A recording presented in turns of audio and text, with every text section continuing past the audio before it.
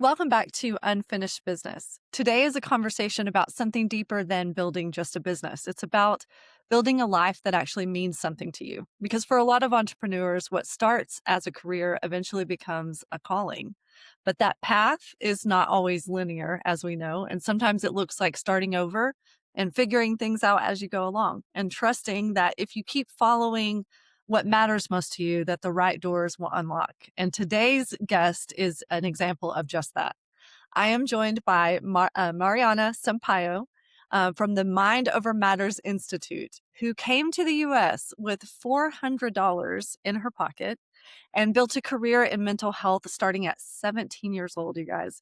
And today she works with some of the highest performing individuals, including professional athletes, to help them perform at their best when it matters the most. So, Mariana, I am so honored that you are having this conversation with us and so excited to learn from you today. Thank you. Thank you for the opportunity. And one of the things that really makes my life, I guess, matter is to share. I just love sharing, you know, I can about see that all about kinds of you things. already. I'm excited. And I think this is going to be incredibly valuable and inspiring to a lot of our listeners. So I definitely want to ask first and begin here. You know, you mentioned we were talking backstage a little bit, telling me a little bit about the story, but share with us. You came to the US with $400. Take me back to that moment. What was driving that decision to come from Brazil, where you were from, to the US? Yeah. So when I was 17, I started studying psychology and working with community mental health in what we call in Brazil the favelas. I decided I needed to, well, a couple things. Walk the talk. So be mentally like fit and happy and having things in my life that made me feel fulfilled. And I moved to a, Can I go ask you a ahead. quick question? You say Yeah. mentally fit. What do you mean by being mentally fit? Like prepared, ready, healthy to life's challenges, you know? So one of the things that I started doing around that same time was to start surfing and doing yoga. And that changed my life completely. I moved to an island and I started studying philosophy for a while. And I was working with humans as always most of my career. And it took me over 2 years, 3 years to save some money, those $400. I borrowed some money for the ticket. It took you 2 years to save $400? Yeah, it's like, well, it's still the exchange for our money in Brazil to dollars is like 1 to 5. So it takes 5 reais to buy $1, and the wages are a lot lower over there, right? So it took a long time. And so I saved that money and I borrowed some money for the ticket from a friend, which later I repaid. So I landed to San Francisco so your question was like, why? I realized that I needed to speak English for the world, just like I was saying about Mandarin earlier and stuff. Like, I needed to prepare myself for this world that we were living in. And English was an essential tool, I guess, for my mental fitness and also for getting to see people and meet people from all over the world. So I decided I had to live in a place where I could speak the language, right? Be immersed. So I moved to San Francisco, California. And there I went to college for English for ESL and I worked. And well, as you probably already know, then eventually I went back to psychology to finish my bachelor's that I had started at 17 in Hawaii because surf led me there too. So it's kind of like what you mentioned, following your passion, being aligned with your values, and letting life unfold. That's Yeah. kind of how it went. Yeah. You mentioned surfing and yoga changed your life. How so? But thinking back on who the version of you then. Well, I was always, since I was little, connected to body movement, sports. I've practiced so many sports. And when I started surfing, I guess it was a challenging time of my life because I was like 17, 16, 17 is like a time where you're kind of expecting at least back home, I was expected to start to become an adult, right? But your brain is not now. I know, right after all these years developing, my prefrontal cortex wasn't ready. The expectations from the outside world were there, and so there was a big clash of like becoming this woman I was supposed to become, and still being the teenager, the young person that I was. And I guess surf helped me connect both, right? I could, it was a sport I could continue to, use for the rest of my life and enjoy for the rest of my life. And there was this playfulness that, we oftentimes lose when we become adults, that when you surf, it's there, Yeah. right? You can feel like a kid, you can feel like a teenager, and it's so healthy for you. And you're connected to nature, which there's nothing more important than that. We are nature. In that sense, surf saved me, opened so many doors, and it transformed me.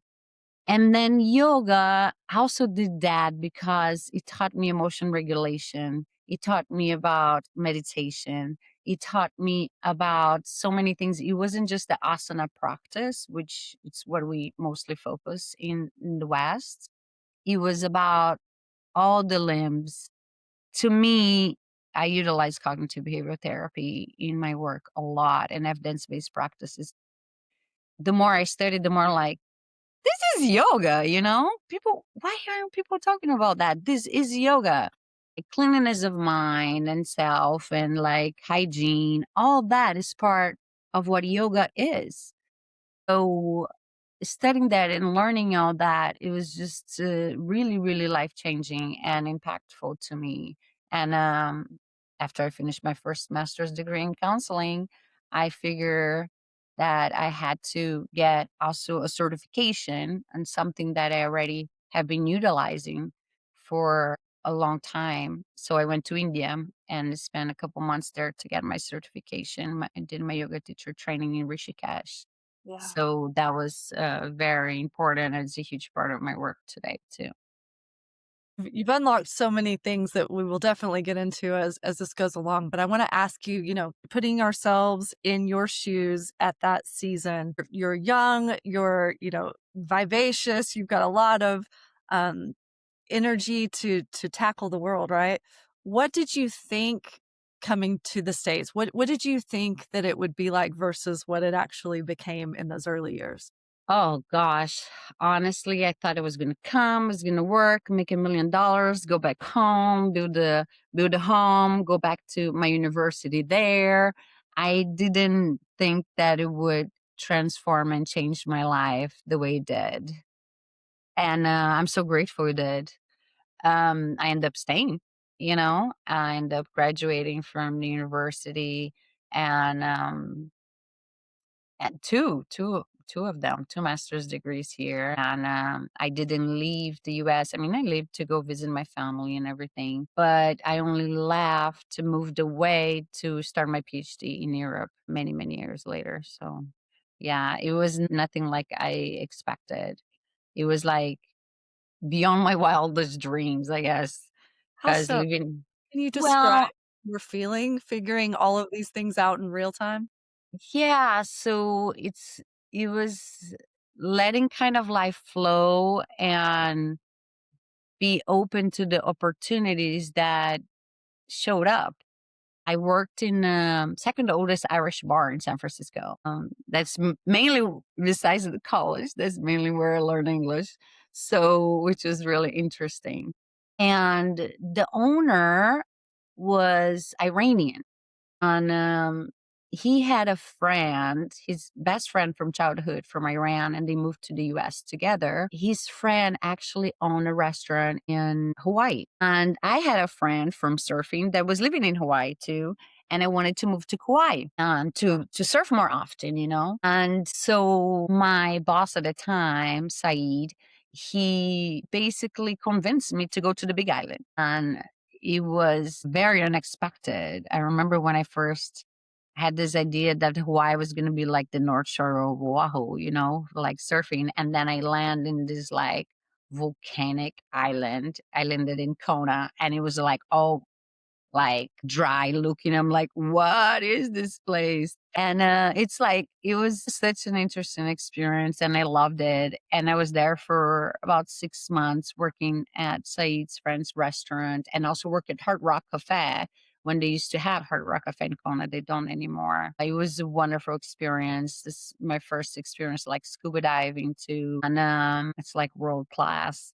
And then eventually I went to Kauai and like as I wanted to. And then life kept unfolding. But like moving to Hawaii, it's like it was beyond my wildest dreams. And then eventually becoming a scuba diver instructor. I never dreamed in my lifetime before I left Brazil that that would ever happen, Yeah. you know. And I had the opportunity while doing my first masters, my bachelor's and my first masters, to work for the University of Hawaii teaching scuba diving because of those experiences. And interesting enough, is talking about connections, that taught me so much about emotion regulation and helping humans to regulate and transform like a panic attack into a beautiful experience. Because underwater, you know, I could do a lot of things for people. I could look in their eyes and I could help them breathe and I could even drag them underwater. I can help them with a cramp. But ultimately, and that's something I use a lot in my work, like I cannot breathe for you.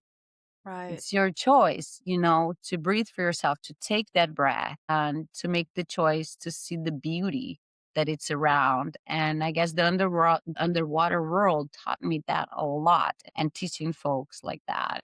So, yeah, I graduated, I certified over 200 people in those 6 years in Hawaii working as a diver instructor. I learned a lot and it helped me a lot with what I do today.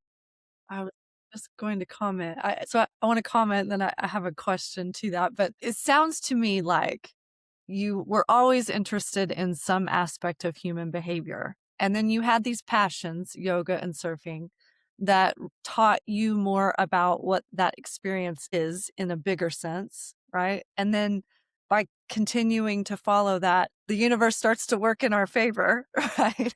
And the stars align to where the right people come along. When the student is ready, the teacher will come, right? So, Yeah. as the old adage says.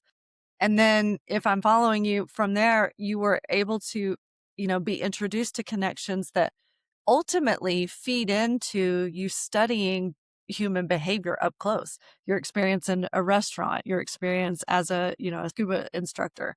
All of these things give you a chance to see what it really is like what humans are dealing with day to day. So my question to all of that is, what do you think? And I'm genuinely just curious about this in myself, but a lot of, I think, as our audience is mostly entrepreneurs or inspiring. So there is an element that seems to be common in an entrepreneur, that they want to take this risk. And some will, and some will jump all in, and some will, there's variations of what that risk looks like.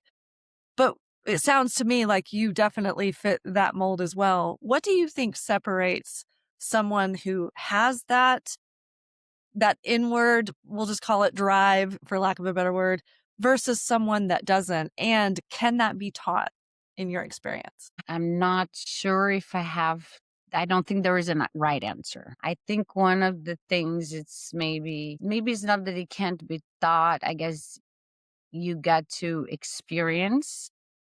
It's like you're gonna feel the fear to take a step. You got to take the step anyways.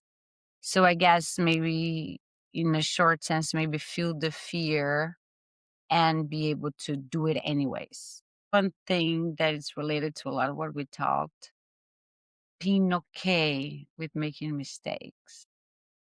Because I see a lot of people when we're talking about, it could be business, it could be learning a new language or a new skill. There are people that just, like my auntie, she knows a lot and she just doesn't do some things or accomplish those things or even get to talk to people from different places because she's afraid of failing, and it's so deeply ingrained, or not being perfect or not saying correctly, that she doesn't even try, Yeah. you know.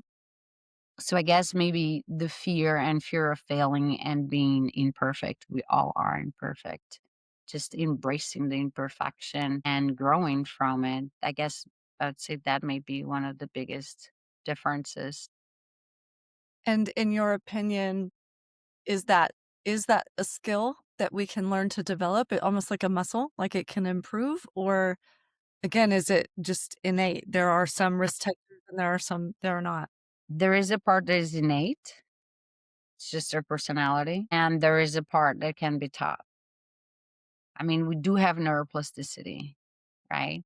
Can you explain for someone who's not familiar with that term what that means? Yeah, it's the ability of our brain to reshape itself in some ways, like neurons that fire together, wire together, right? So if you're trying something new, you're going to have a new um, neurological connection happening. Let's put it that way. I like to imagine like I used to live in this beach in Brazil, and when I lived there, it was all these dunes that nobody went to, or very few people, and suddenly it became more and more popular. This island and this one particular beach, and people start walking on those dunes more and more and more, using the dunes, right? So those paths become more solid, and eventually they put wooden blocks, I mean, wooden strips so people could walk in there, and it became more solid and easier to walk through those dune paths. And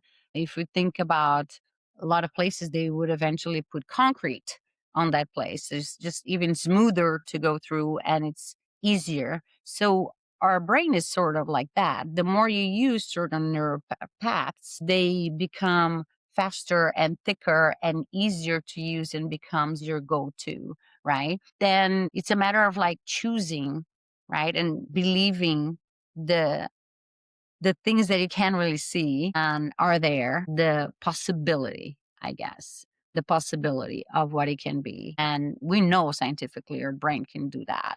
A lot of people will not even give it a shot and not have the consistency to keep utilizing that path in a dune, to go to that beach, to go to that place and make it more concrete and easier to be driven, to be utilized.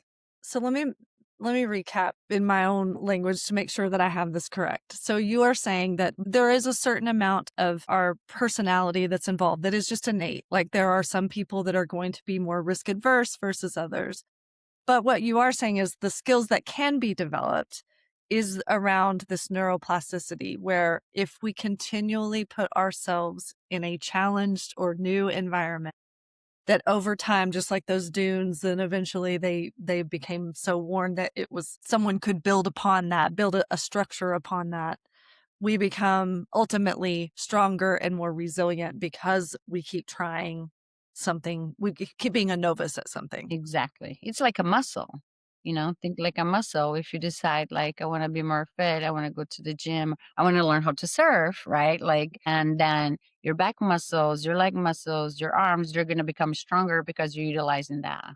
Even if you think about like tennis players, their bones, even their bones on the arm they use the racket in are thicker than the other arm. It goes that deep because you utilize it so much, Yeah. right?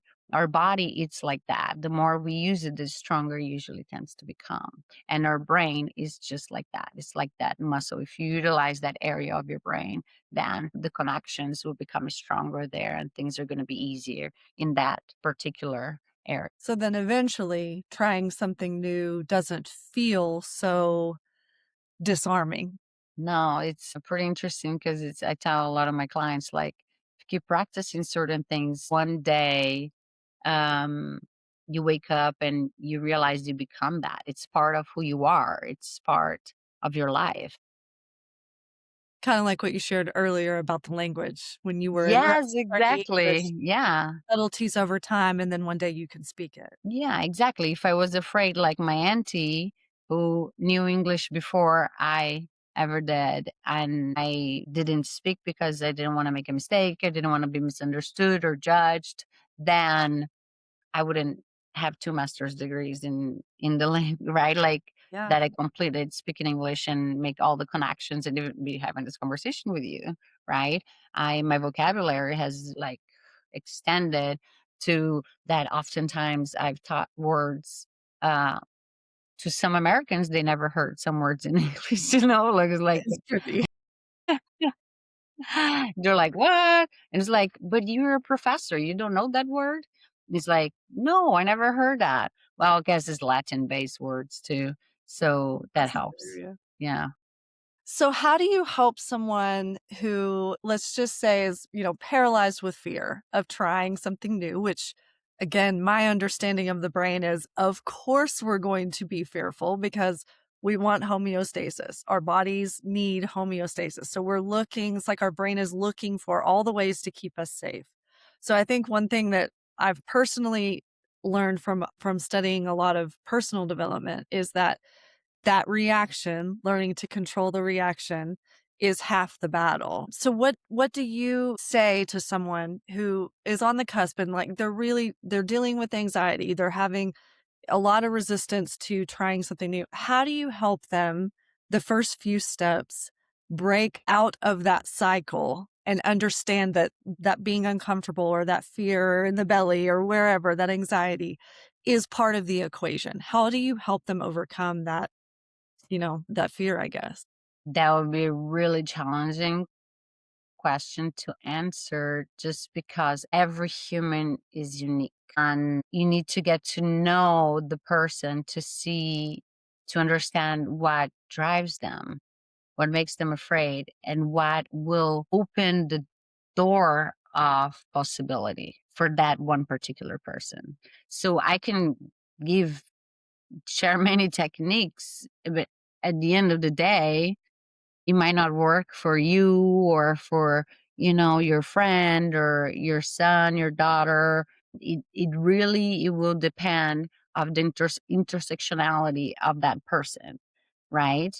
And those intersections you get to learn over time with the relationship. Of course, there are patterns. So one of the things that we do as we become more fluent in the language of human behavior, and it's seeing certain patterns, right? So I guess in a short sense, it's like we're talking about exposure, right? In some ways for anxiety and for the fear and phobias. And you can do it in two ways. And again, it depends of the person, right?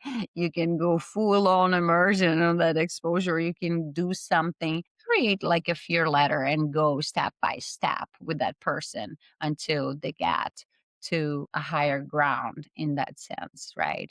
So you can go little by little to be able to overcome some of those challenges. Yeah. And that's the point because it depends of your values, right? Like what I do, I help people not just move them from survival, but not just survival, but also build the life that fits them. Yeah. And that is going to depend on them. What are their values? To me, my work is like it's creating alignment, right? And alignment means like to be congruent with your core values.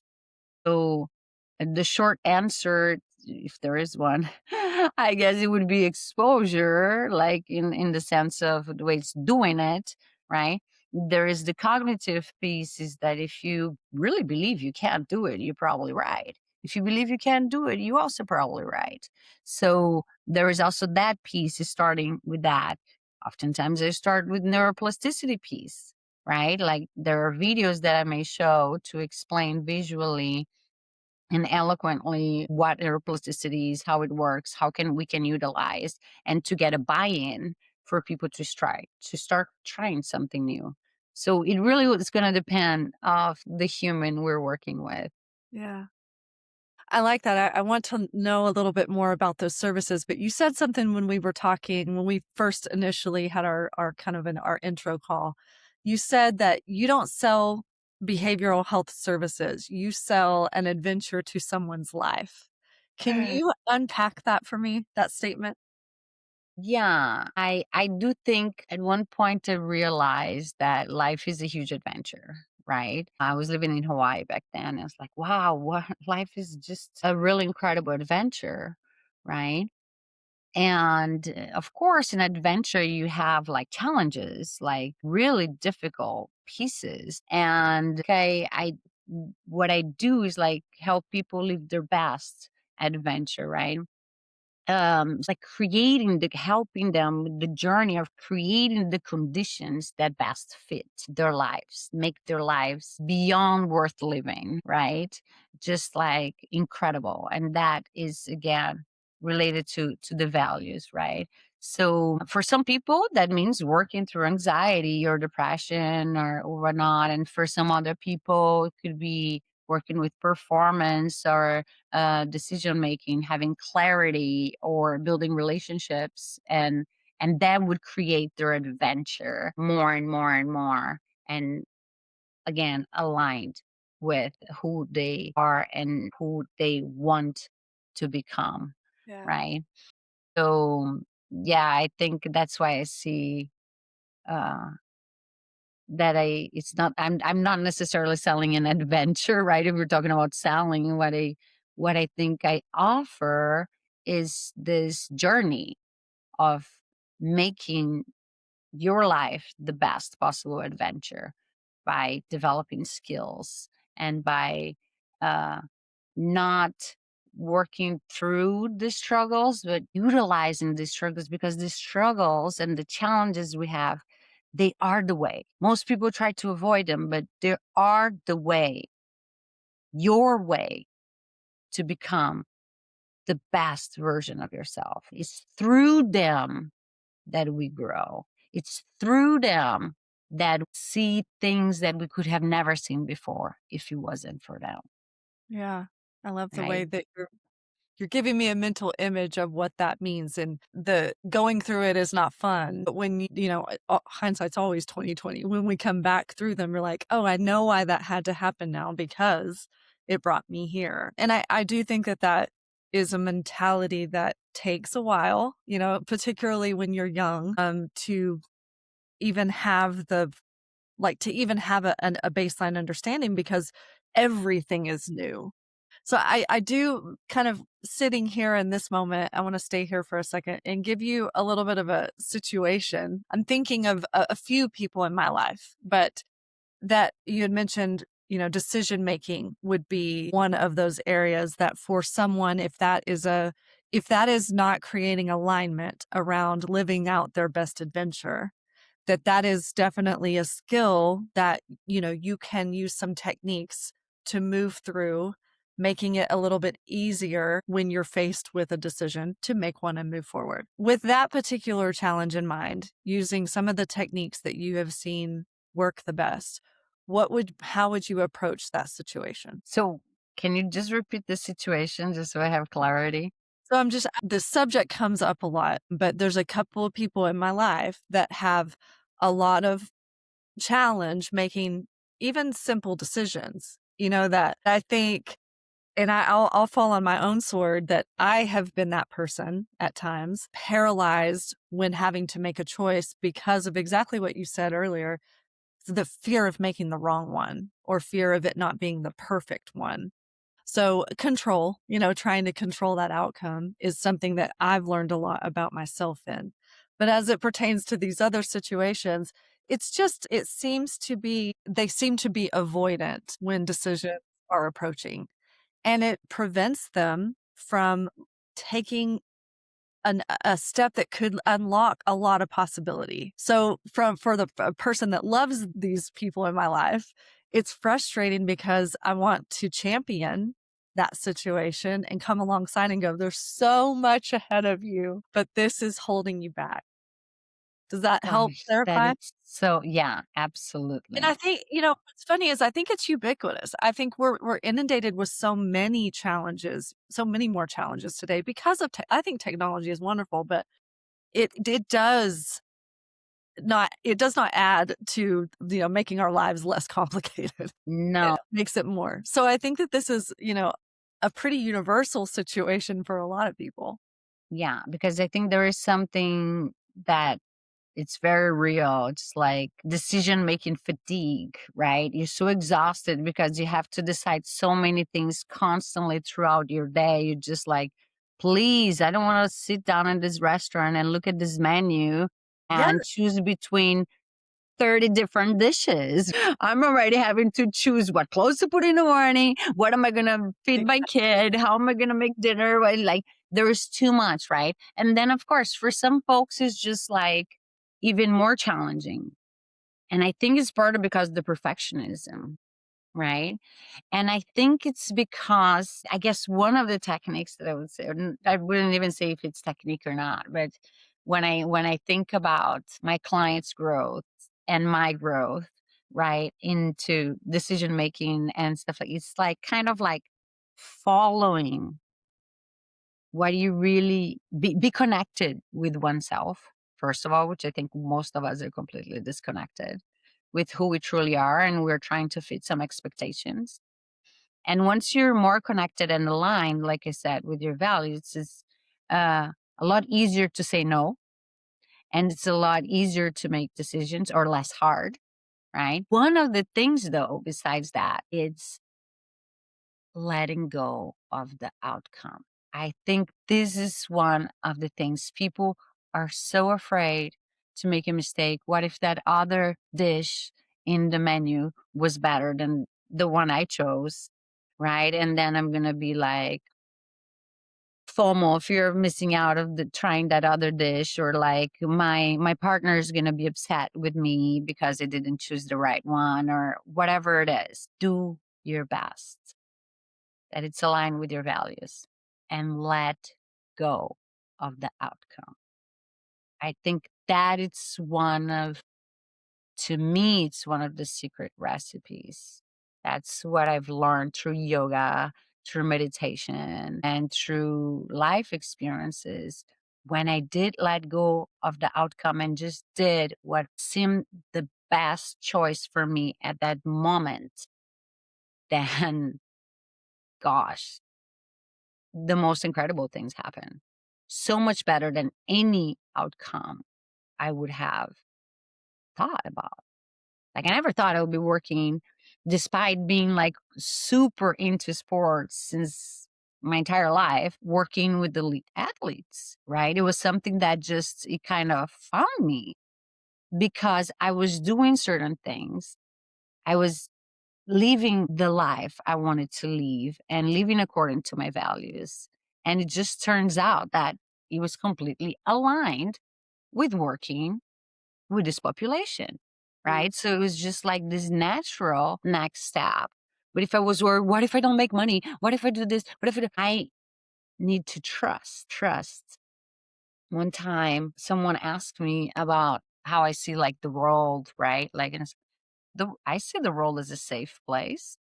They're like, what? You see the world as a safe place? Like, yeah, right? Once you go in, I can call it with this vibe, right? But with this cognitive perception, just like, this is my idea of what the world is, it's so much more challenging for, even when bad things happen, to not transform them into something that you can utilize for growth, right? Yeah, So I guess that's I'm going a little sideways, but it's um yeah, I think letting go of the outcome and following what you think is right for you. It's creating your own steps in the snow, right? I love like snowshoeing.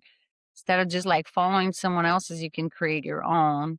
A friend of mine told me that once. It's like, yes, I can make my own path here, right? In this fresh snow. So, and it's never too late to do that. Yeah. so you had mentioned a few things, and I don't know if this is the definition of cognitive behavioral therapy, but I would like for you to define it. But as I'm listening to what you're saying, it resonates to me that at some point it is about transforming the mindset, the perspective and the lens at which you see things.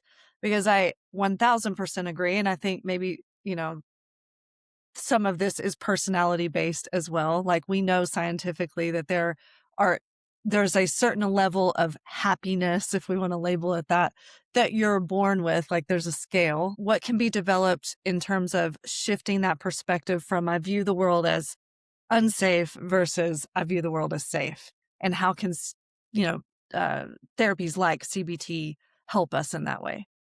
I think it can help tremendously, like tremendously. And then again, it's like not going to be the same for everybody because some people may need some extra help, like using medication, for instance, right? To kind of help them through their challenges in order to benefit from therapy or some skills like CBT. It's going to depend of your unique intersections, right? It'll be a lot different doing that with a survival of a genocide than with someone that has, let's call it, first world problems, right? They're completely different trajectories. And even then, you have Viktor Frankl, who survived genocide, and was able to create see that for himself because of his experience, see the difference between the folks that were surviving and the ones that weren't, and even how they came out even if they survived, right? And and his struggle has helped us a lot in understanding that and using certain tools to be able to shift the lenses you're looking at the world. So can you define that particular therapy? Like in your words, what is CBT? So cognitive behavioral therapy, it's gonna mostly be working with cognitive patterns and behavioral patterns, right? Hence, like cognitive behavioral therapy. And by shifting those, we're likely shifting because emotions, cognition, and behavior are intrinsically connected into all directions. When you tend to shift one, then the other ones tend to come along, right? So by shifting the behaviors and the ways that you think, your the cognitive patterns, then your life experience, how you experiencing life in the feeling sense, your physical experience, because feelings they live in our physical body, that would also change. And as we talked over time, it just becomes the new pattern, right? Like your neuroplasticity, right? And then it will become your new pattern of being. Kind of the tide that raises all ships. Yeah. And you can think like I said, like CBT, right? But you can think like that with yoga, right? You can do there are other techniques. ACT works really well. For folks, ACT, yeah, acceptance commitment therapy. Folks that work, they're very perfectionist. I utilize a lot of the concepts of our ODBT, radically open dialectical behavioral therapy, right? For folks that are more rigid and perfectionists, over control styles of coping, right? And so yeah, it's really, this is what I'm saying, like it really depends on your unique human intersections, like, so your unique intersectionality. So again, kind of going back to your mission, helping somebody live out their best adventure using all these different types of techniques. How has that, I mean, what have you seen? Like what is the transformation? Wow. Like, is there an example of someone that sticks in your mind of that was So using many, these so challenges? many, from not being able to leave the house to going to college, and the psychiatrist going like, I mean, because the psychiatrist, for instance, trying to convince like, oh, this teen cannot forget college for this person, she's not going to be able to do it. And next thing you know, she's going to college, or someone who's completely suicidal.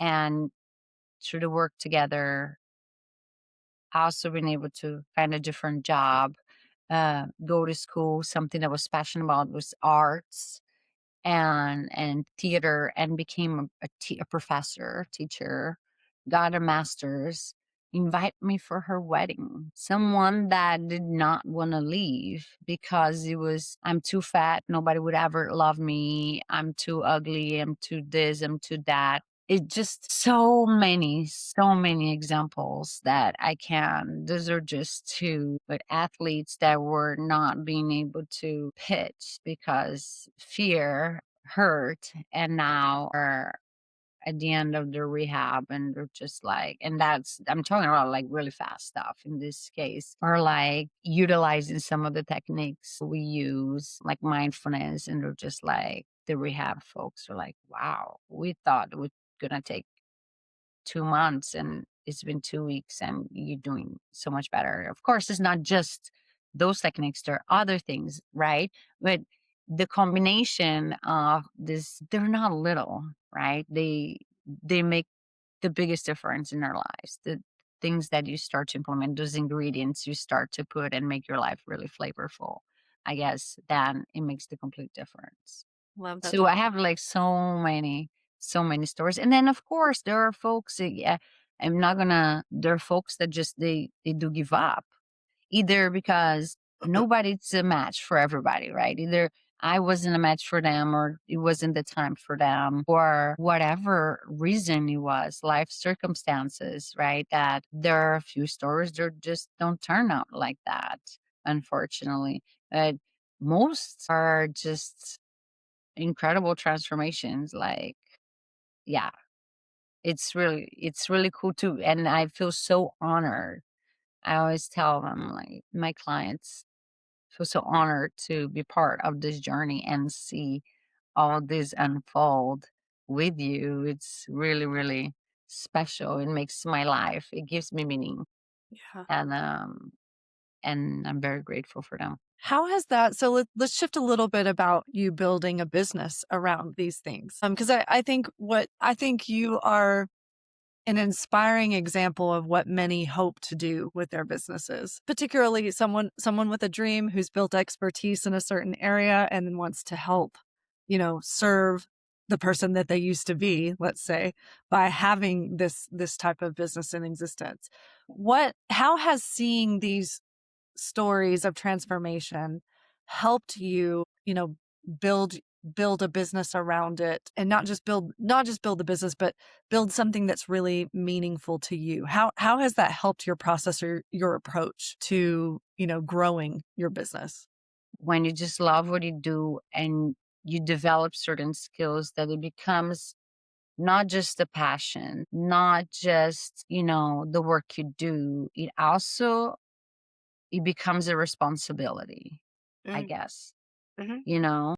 And in the sense of like, it would be selfish if I didn't share this, right? I want to see the world being a better place. This is what am I here for in this world? So it becomes my responsibility to share this and to grow this and to make it available for more people, right? So for me, it was kind of like a natural thing of like, I train, I'm a supervisor for the state of Washington. So I help other clinicians become licensed. And it's kind of a natural thing to get folks that are aligned with the type of work, or at least in some area. I start taking interns from universities in my business, and I have other colleagues. So I work with other clinicians and I mentor them to do not the work I do, to do the work that they will do, and mhm, teaching some of the things that are like, to me, they're essential core things, as thinking about cultural humility and celebrating diversity and equity and social justice and being who you are, because they're not going to work exactly like me, right? But how are we going to get your passions out so you can serve the type of clients that you need to serve? And so, in that sense, it became kind of like a responsibility for me to grow in that sense, and share and make an impact and scale that in a doable way. So yeah, it's really about like serving others. I guess that's a responsibility. I'm not just here for myself. I think it goes under discussed, certainly on this show, in the sense that And again, appreciate different stages of growth. When you start a business, you're really just trying to eat and survive. And test, do I have a viable product that the market wants, right? In the general sense. And then, I think that's what's so fascinating to me about the entrepreneur's journey is you learn so much about yourself along the way. And, I think the hope for most people that I talk to is that they want to serve the person that they were before. But getting to that stage, there are a lot of challenges in that great adventure. When you get to that point though, how do you prevent the burnout that is inevitably to come in seasons or in waves at the very least, and keep reminding yourself that it's not just a mission, it is a responsibility? How do you get through those challenges yourself? One very early on, I can't do everything. I cannot do everything. I cannot do my own taxes and do my own billing and do my own this and do my own that. I cannot do everything. Not everything is going to be perfect. We're going to make mistakes. We learn and grow from those. Because if not, if I want everything to be perfect, I'm going to be micromanaging other people. I'm going to get burned out. And like, as you said, I think this is the piece. I need to walk the talk. I need to be happy. I need not happy necessarily like, all the time. Nobody is, but I need to have I have to have peace. Right. And I think this is what most of us are looking for. What are those things that bring me joy and peace? Right. To me, one of the things is learning something new. Last week, I just started for the first time ice skating lessons. I'm 44. I'm going to turn 45 and I'm starting ice skating lessons because my son is going and I want to skate with my son in the ice. I'm from Brazil. I never dreamed I would do that. Fair. Right. Like, so I got to take care of myself. Yeah. We come first. Yeah. You cannot fill a cup from an empty jar. Cannot. So take care of you first. And I understand that we do need to survive. We do need to eat. There is a point where the basic piece of the pyramid, it's fulfilled, that's not scarce anymore. And you can use creativity to grow up. Right. So I think letting go of the perfectionism, delegate. We cannot do it alone. We cannot do it alone. Trust, right? Trust, build a culture of trust and responsibility, right?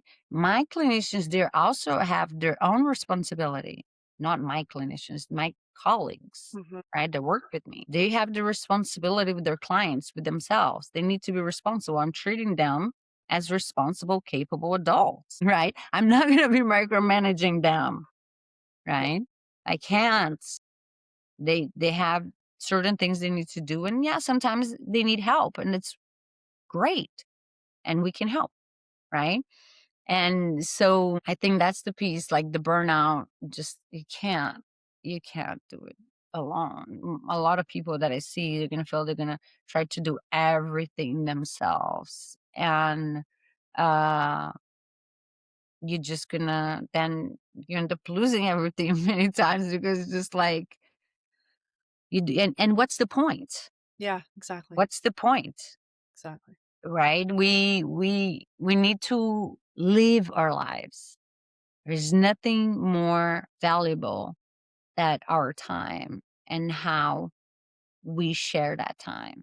Yes. So even if I'm sharing my time with clients, I'm stoked because I like what I'm doing. I love what I'm doing. I'm not just like, I love what I'm doing. I love working with them. And if I was doing something I don't like, then I can't. I've done and it didn't last long Yeah. because my time, this is truly the most important thing, how we share our time. I'm clipping this and sharing this with some special people in my life for sure. Mariana, I want to be mindful of your time and respect it. I do want to ask a few questions, but I cannot let this go unmissed. You had mentioned before working with, high performance athletes, and you said other than you had an insane, How did the opportunity to work with the Seattle Mariners come about for you? Can you take us back? Yeah, yeah. So that's really interesting because at first I thought maybe it was a spam email, like I was like, what? Like it's not like my specialty necessarily, sports psychology, which I thought about doing that in the past as a specialty because it's something I love so much. And gosh, marathons, triathlons, canoe racing, like surfing, all kinds of stuff I've done and more. So, and my mom's a psychologist too. She had mentioned like you should do sports psychology stuff, And one day I was just sitting with my mom and I got this email from the medical director and asking me if I was interested in the position or if I knew someone who was interested and he could send me more information. The one thing though is that you see this person needed to be fluent in Spanish because, as you know, in baseball, you have a lot of athletes from South America. So when I was like, well, I don't really know anyone else with the qualifications you asking, and but it sounds interesting. If you send me the details, I'll take a look. And when I looked, I was like, was it was like, wow, it sounds like this position was made for me. It was really strange. And then when I get to talk to other folks and higher up, and they're very interested in my, research with technology and virtual reality and mindfulness and so it was like all these things. And I guess this is what it ties up like full circle. Like if you're doing what you love and what turns you on and kind of follow that even though that it seems ridiculous. And I'll say something that seems ridiculous because when I was in college, one thing I loved to do was aerial dance, single point low flying trapeze. And that experience by talking to this that I just had the opportunity to meet the world's leading expert in virtual reality. I didn't know No. who he was, just talking about randomly about trapeze. The guy was like, what? You do trapeze? We're gonna go to this dinner trapeze like art stuff. Do you wanna go? And this person today is my mentor, one of my best friends, taught me all I know about working with virtual reality in the health field, has helped me so much. Is my PhD advisor. I mean, I'm in so many publications with him. And because I was into trapeze, we had something to talk about. Yeah. It was interesting. And then all these other things came up, right? It wasn't the trapeze. It was like all this combination of random things that to him, make me interesting Yes. to share his time with. And then collaborations came on so many things. And today it matched with that work proposal, right? With that work opportunity that I have today working with the Mariners. It's just all these little pieces coming together. It was like, I told the medical director when I introduced, like, oh, it sounds like you're looking for a unicorn, There's all these little like random things. He's like, yeah, I guess you're right. It's like, well, I fit most of them, but I don't know anything And about you're fine. baseball. That's the thing. He's like, that's fine. You learn. I was like, yeah, That's I'll learn. amazing. Yeah. Well, I again, I wanna ask our final question, but one thing I do wanna to see if you are interested in is we have to have a part 2 because there were so many questions we didn't get to talk about, but I definitely want to, ask you more about your technology and healthcare and how you're using that. So if you want, I'm inviting you live to have a second conversation. Are you open to that? Wow, I feel like it's Live. like that guy that is asking his girl to marry him in front of all the people. Imagine if she says no. Billboard, Mariana, I'm on the billboard. No, yeah, sure. I would love to talk more. You're super fun. Perfect. Yeah. Well, we ask every guest on this show a final question. So it's a kind of a hypothetical scenario, but Given all that you shared, I'm very curious to hear your answers. So let's imagine that, your work with Mind Over Matters continues and you carry that out to be, let's just say, go wild, and it's a worldwide franchise. And you serve high performance athletes and everyone else under the sun, and you really do make a difference in the mental health space. You walk that out as far as you can go. And we unfortunately can't take any podcasts, any books, any publications, your website, all of it has to go away. But what you do get to leave behind with anyone that is inspired to follow in your footsteps is 3 pieces of advice. What would your 3 pieces of advice to someone who was as ambitious as you to start a business, what would they be? Dream, grateful, and let go of doubt. This has been so fascinating. Thank you for sharing your time with me and with everyone. I can't wait to send this episode in particular to many people. We will definitely make sure that we add in the show notes Mariana's contact information where you can learn more about Mind Over Matters Institute and all of the services that they offer. And until next time, thanks for tuning in to Unfinished Business. Thank you, Kimberly. Have a great day. You too. Thank